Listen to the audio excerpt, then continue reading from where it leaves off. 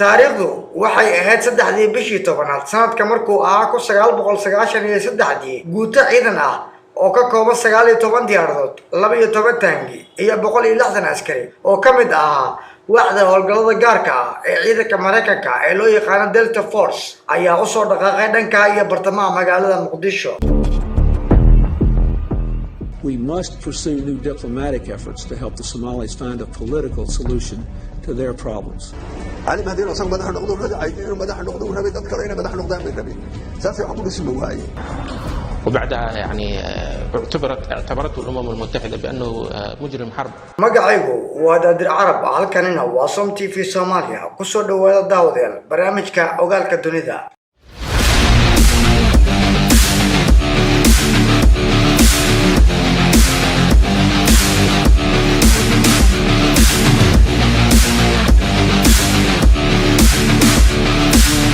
yoolku wuxuu ahaa soo qabashada mid ka mid ah hogaamiyaashii ka dagaalamaya magaalada Muqdisho wuxuuna ahaa howlgal lagu mudeeyay inuu socdo hal saac oo kaliya ah ka hor inta uusan isku bedelin mid qaata maalmo laguna leeyay kumanaan kun oo commandoska Mareykanka ka tirsan horaantii 1991 xogagii mucaaradka ee diidanaa xukunkii madaxweynaha xilligaas Maxamed Siyaad Barre ayaa awood u yeeshay inay xukunka ka tuuraan waxaana wadanka ka tagay madaxweynaha dalka waxa burburay ciidankii waxayna isku bedeleen xogag kala daabacsan jabhadii ka soo horjeeday xukunkii Siyaad Barre waxay hal mar ku baraarugeen Soomaalida iyagoo ku dhaxnool dal aan ciidan qaran iyo hoggaan midna aan lahayn waxaana saameysay jabhado dhowr ah oo badankood xambaarsan heeb qabiil sida jabhadii SPM, SDM, SSDF, SNM qorshuhu wuxuu ahaa in xilka laga tuuro Siyaad Barre laakiin ma jirin qorsho iyo yool cad oo ay ka mideysnaayeen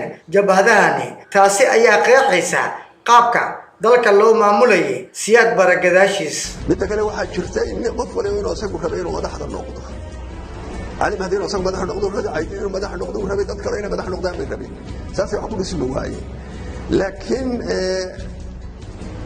هذه حاجة لقايهم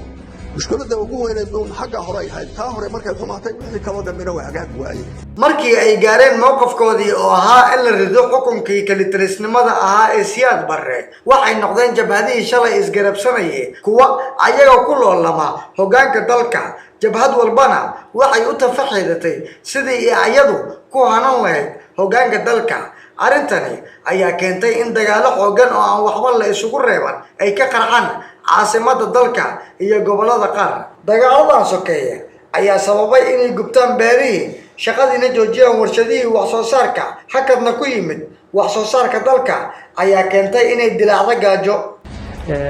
أنا كنت من الذين نزحوا لمدينة ماركو وشاهدت أفواج من البشر على شكل هياكل بشرية يعني ليست يعني بسبب الجوع ليس هناك لحم على البشرة وكان الناس يموتون بالعشرات وتلك المجاعة هي التي أدت إلى تدخل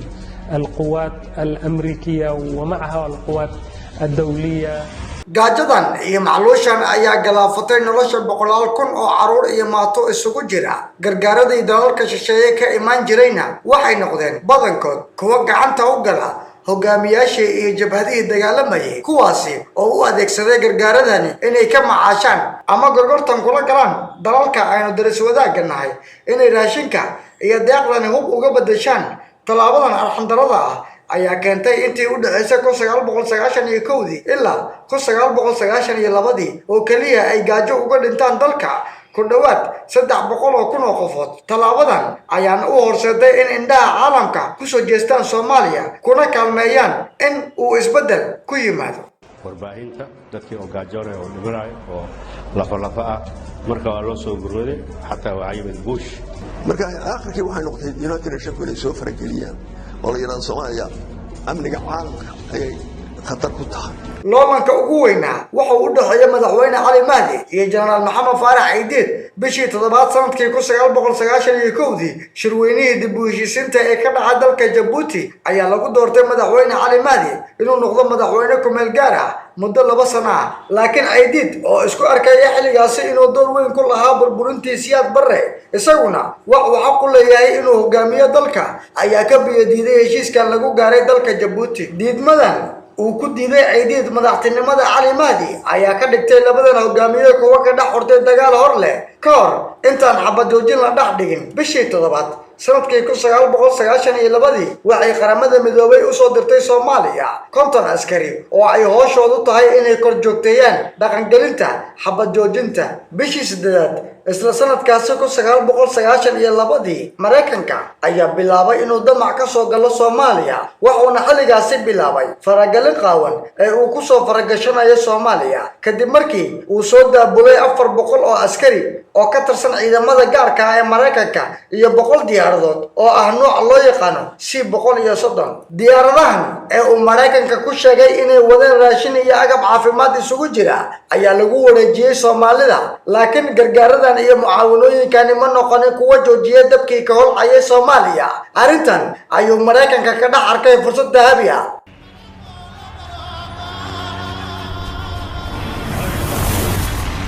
bishii sagaalaad isla sanadkii 1992 ayuu Mareykanka daha ka rogay howlgal uu ugu magac daray soo celinta rajada howlgalkan oo ahaa howlgal military ayaa ciidamo ka socday qaramada midoobay hogaankana uu hayo Mareykanka lagu soo daabulay Muqdisho markii ay soo gaareen ciidamada magaalada Muqdisho isla markiiba waxay bilaabeen howlgal balaaran waxayna ciidamo ka tirsan ciidamada Mareyniska Mareykanka ay awood u yeesheen inay gacanta ku dhigaan ku dhawaad 3 meelood meel magaalada Muqdisho goobaha ay gacanta ku dhigeen waxa ku jiray airportka iyo dekedda magaalada Muqdisho wuxuuna sidaas dagaalkii sokeeyay ee ka socday Soomaaliya isugu bedelay waji cusub bishii 6 sanadii 1993 ciidamo ka tirsan jabhadii uu hogaaminayay Faarax Aidid ayaa weerar ku qaaday ciidamo ka tirsan ciidamada qaramada midoobay ee nabad ilaalinta u joogay Soomaaliya dhacdadan ayaa ka dhigtay inay ergagii qaramada midoobay ee Soomaaliya inay amraan in la soo xiro ama la soo qabto General Maxamed Faarax Aidid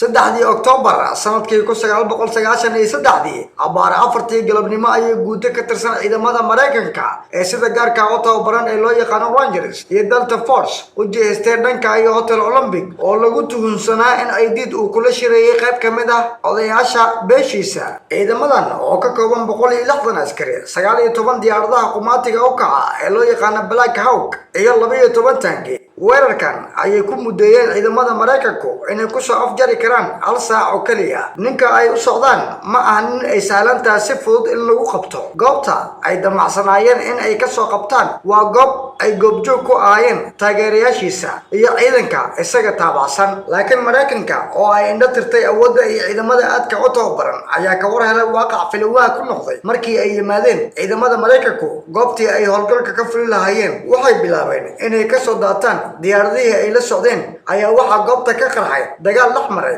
ciidamadii deganaa halka iyo ilaalo meesha ka dhaweed dagaalka ayaa sii xoogaystay markii ay soo galeen ciidamada ka tirsan UNISOM oo isku dhafan baabuurta gaashaamana ku dagaalamaya iyo dadweynihii diidanaa doonista Mareykanka iyo damacii uu qorsan waayay qacdii hore ee dagaalkaba waxa la soo riday 2 diyaaradood ee uu lahaa Mareykanku oo ahaa nooc loo yaqaan Black Hawk waxayna soo riday shacabkii hubaysnaa diyaaradahan iyaga oo adeegsanaya qoryaha loo yaqaan RPG-ga dagaalka ayaa sii qaraaroobay wuxuuna socday ilaa subaxnimadii dambe waxaana ka dhashay khasaare isugu jira dhimasho iyo dhaawac oo u badnaa dhanka iyo Soomaalida qiyaas ahaan waxa la sheegaa markii laga hadlayo Soomaalida dhibka soo gaaray dhanka ciidamada geeridu waxay gaaraysay ilaa iyo 100 askari oo inta uu qirtay Mareykanka 18 ka mid ah Mareykan ay ahaayeen halka nolosha lagu qabtay duuliyihii duulinaya diyaarad ka mid ah labadii diyaaradood ee lagu soo riday dagaalka duuliyahan oo la oran jiray Mikail ayaa la sii deyn doonaa 10 maalmood dagaalka kadib waxayna sidoo kale afduubteen ciidamo u badnaa Pakistan iyo Bangladesh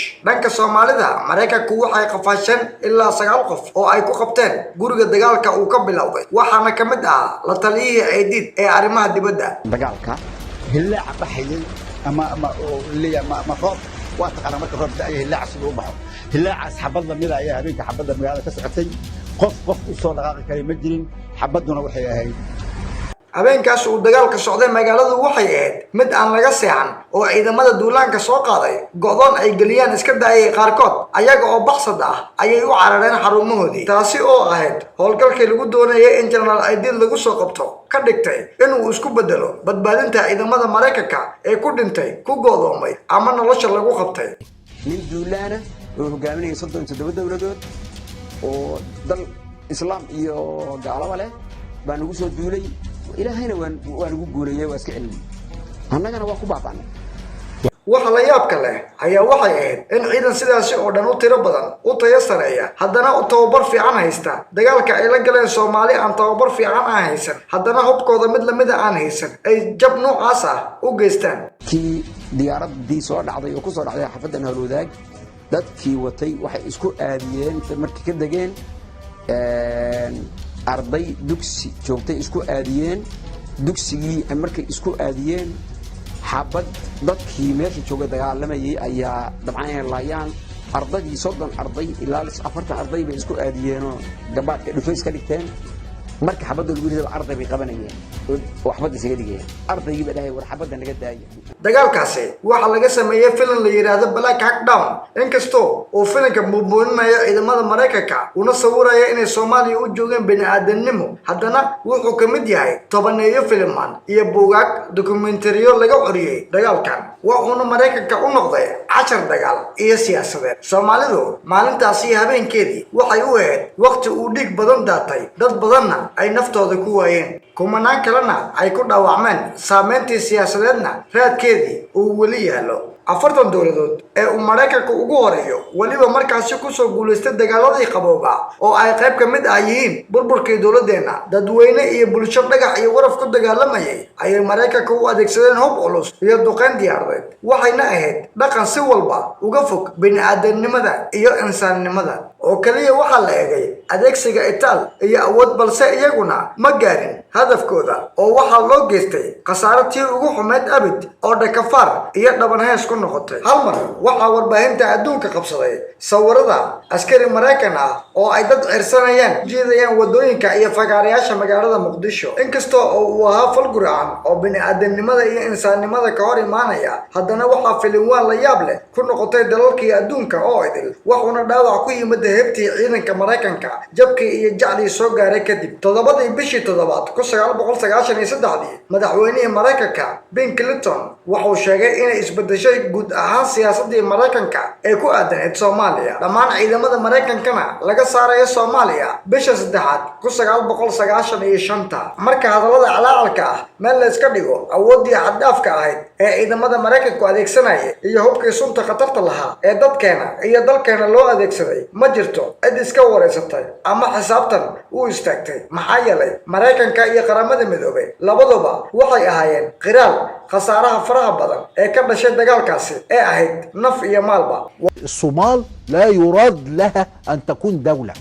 يراد لها أن تكون فناء يقتتل فيه الجميع وتراق الدماء فأقسمت أمريكا أن لن تقوم لهذه الدولة قائمة بعد الآن وهو dagaalkaasi inuu ahaa khasaaro xooggan oo la gaarsiiyay dawlad isla weyneed oo isku aragtay hoggaanka dunida haddana ay gaarsiiyeen beelo iyo isbahaysi aan baaruud ku filan iyo hub aad u waaweyn aan haysanin waxaa kaloo jiray dawlado kale oo sodomeeye ka badan oo qaarkood safka hore dagaalka ka galay seefta iyo sawaariikhduna ay leefteen xaryahoodina loogu dhacay